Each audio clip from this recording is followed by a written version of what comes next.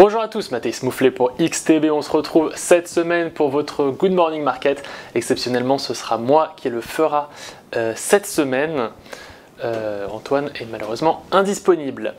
Donc on va commencer aujourd'hui avec l'Europe. Qu'est-ce qui s'est passé sur les marchés financiers? Bien, on a le CAC 40 qui stagne alors que le DAX est en baisse.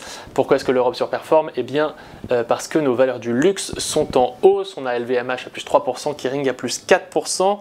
Les États-Unis, Wall Street était fermé hier. Pour l'instant, on aurait plutôt une stagnation à l'ouverture sur les contrats à terme, à voir ce qu'il va se passer. En Asie, le Nikkei était à plus 0,30% et le Hang Seng à moins 0,23%.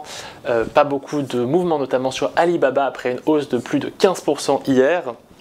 Sur les obligations à 10 ans américaines, on est à 4,259% et le Bund allemand à 10 ans est à 2,769%.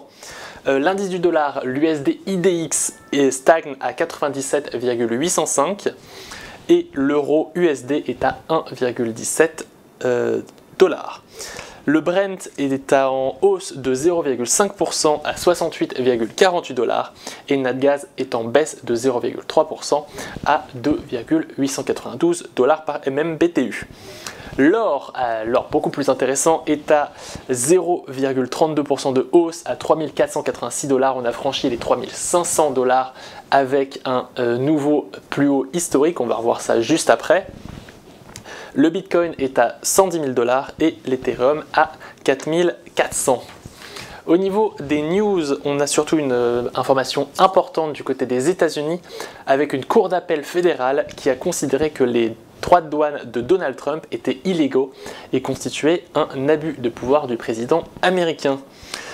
Scott Bessent, le secrétaire au Trésor, a annoncé qu'il serait quand même maintenu pour le moment, au moins jusqu'au 14 octobre, vu que ça va être la date pour un nouvel appel. Puis il y aura probablement un statut du côté de la Cour suprême. On rappelle qu'il est à la majorité républicaine, donc il serait plutôt favorable à Donald Trump.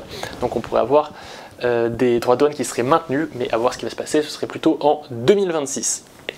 Au niveau du calendrier du jour, on va avoir aujourd'hui les prix à la consommation européenne, ici, donc les données de l'inflation européenne qui sont assez importantes. On aura aussi les indices PMI manufacturier et ISM manufacturier aux États-Unis à 16h qui sont très suivis. Ce sont des indices d'activité pour savoir comment va l'activité aux États-Unis.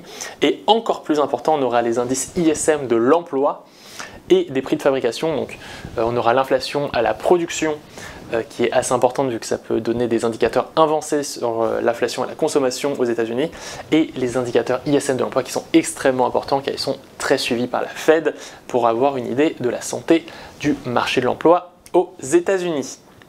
Pour rappel, la Fed doit à la fois maintenir un taux d'emploi très élevé et avoir une inflation basse et doit arbitrer entre les deux. Donc si l'emploi est trop fort, c'est difficile de baisser les taux. Au niveau des graphiques, qu'est-ce qu'on va regarder? On va commencer rapidement par Alibaba. Vu qu'il y avait une forte hausse hier, c'est une hausse qu'on voit ici. Alors on avait une configuration technique qui n'était pas optimale pour Alibaba. On a eu dead cross, gold cross, dead cross, gold cross, de manière assez intempestive.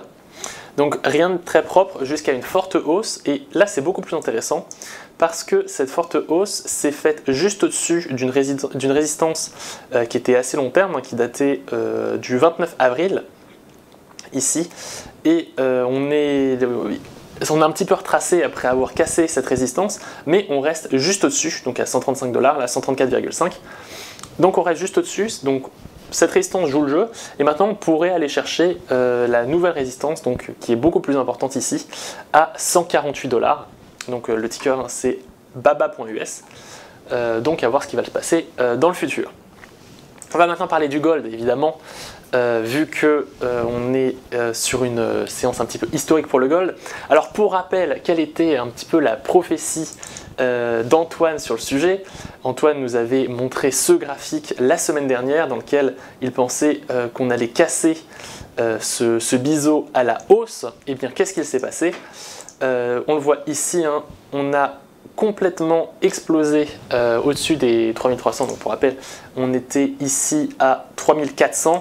on est passé au-dessus très rapidement, en quelques heures, et on est maintenant dans une configuration complètement haussière avec une Golden Cross qui s'est faite ici, et on est au-dessus de la moyenne à 10 séances, moyenne à 50 séances.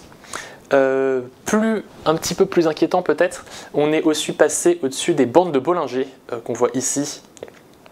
Donc on pourrait être un petit peu suracheté sur l'or, mais à voir ce qu'il va se passer dans le futur. En tout cas, on est plutôt sur une configuration évidemment qui est haussière sur l'or.